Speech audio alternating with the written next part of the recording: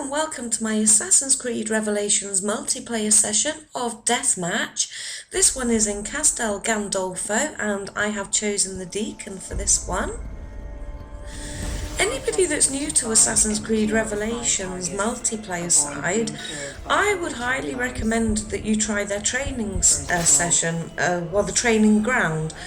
Because that's like a wanted match, but it has absolutely no time limit on it whatsoever, and you can play it all by yourself and it will just keep generating targets for you for as long as you want to play it. The main objective really of the training ground is so that you can keep polishing up on your skills. You can learn how the reverse detection meter works, and well, the whole point is just to get the highest possible score in one single kill that you can. And it's really, really good practice. I mean, I'm very experienced with Assassin's Creed Brotherhood, and I suppose I'm fairly experienced in Revelations as well because I played the beta, and so I understand how all of it works, but I still thought I'd try out the training ground, and I have to admit that's a really, really invaluable asset within this game. For anybody that's new to it, I just highly recommend you try it out. It's pretty good. So in this one, I'm, as I said, playing the Deacon. This is Deathmatch, so you can use abilities. It's almost like Wanted, but you just don't have a compass. What will happen when your target is within your line of sight, the outsides of their picture, it will glow blue. Bright blue, and when they're within very close proximity to you, the whole picture will light up blue.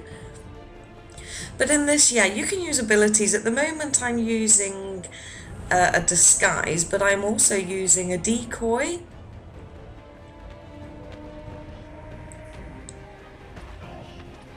So I'm going to sit here and wait patiently. I do have whispers around me, and I can't figure out where my pursuer is because nothing looks suspicious. So I can only assume that my pursuer must be looking for me, like, I don't know, behind one of these curtain things. So I'm going to have to get up and move because I don't want to waste too much time. I still want to get killed. Now, I went to stun an NPC there. If you go around stunning NPCs, it's going to interrupt your kill streak if you have one set up. So just be careful on who you stun. I mean, it is great fun just being able to punch them and everything, but it will have an adverse effect. I have a nice little perk set up on one of these. Well, I think it's a lost streak actually, and what will happen is instead of like resetting your kill streak if you your lost streak, it will actually do it so that it reduces it by 1 in your kill streak, if that makes sense. So if you have a kill streak of say 4 and you go and get killed, or you punch an NPC, instead of like wiping away that kill streak, it will just reduce it down to say then 3. So that's pretty handy. You'll also find that stuns also count as part of your streak as well. I've been enjoying doing the taunting. I've been doing quite a lot of that. It's quite funny. And you do actually get a challenge completion for these as well. So when you go and kill your target, always try to taunt them as soon as they're on the ground. And you'll have some kind of like little stage of completions come up.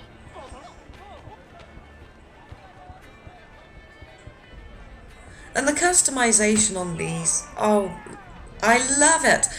I'm currently only on level 21 at the time, at this particular moment. And, I'm going to get a focus bonus here, by the way. I'm going for as many bonuses as I can. So yeah, I'm currently on level 21, so I don't have a massive amount of customization open to me. Hey, I got greater variety, awesome. But the customizations, you can customize your taunts and you can customize your stuns, and some of those animations look, oh, fabulous. I cannot wait until I can do those. Yeah, they look so fabulous.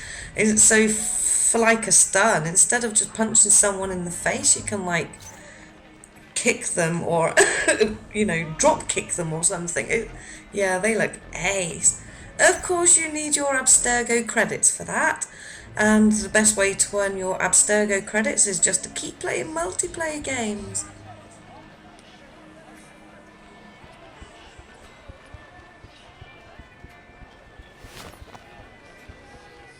So I'm just using a disguise here because I now have pursuers that keep coming after me. At this point I just reached level 20.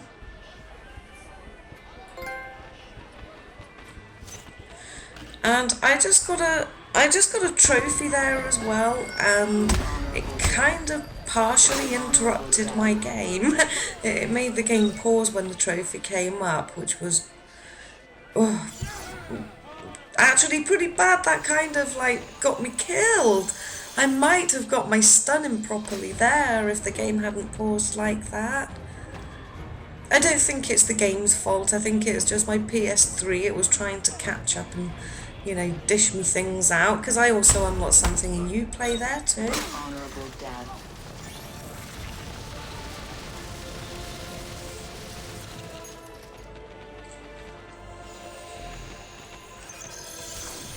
I really love this mode. This was like my favourite mode in the beta as well.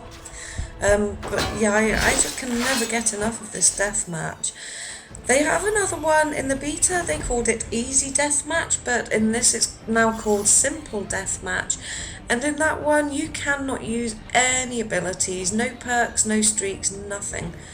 You just obviously have to try and get really, really good, scores on the kills. And the best way to do that is just to be as stealthy as you possibly can.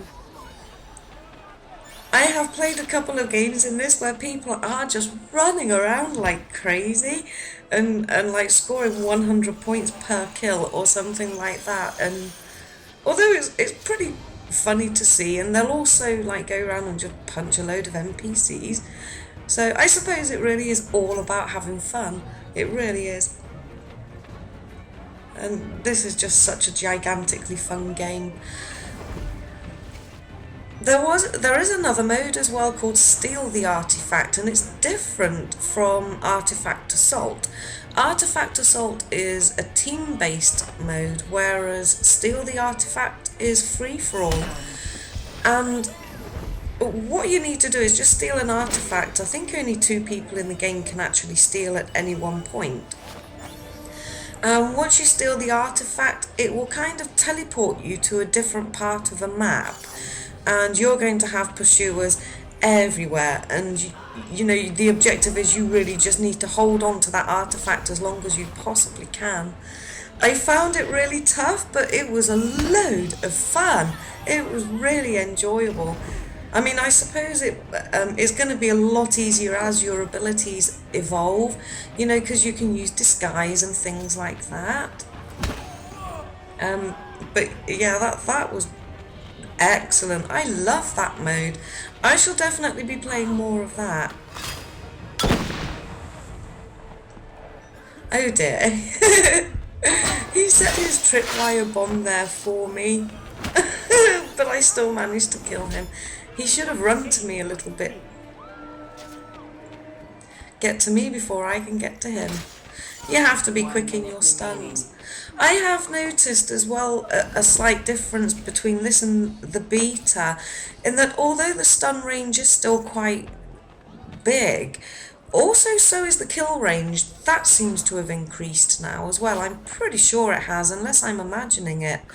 But you don't have to get right up close and personal to somebody to kill them, whereas in the beta version you kind of did, which made it really hard because you were going to get stunned a lot. But yeah, I've noticed that they seem to have streamlined that a bit now and ready for this game, and brilliant. So I set my decoy off there. For the decoy, you don't actually have to choose a character to like make as your decoy now. There will be just one next to you that will just go off on their own. And I managed to get one final kill before the end of the match. So yeah, I love this mode and I love Revelations multiplayer, but I do recommend if you're new to it, you must try out the training ground. It's really invaluable. But for now, that's all. I shall bring you some more Revelations matches, and thanks for watching. I'll see you again soon. Bye bye.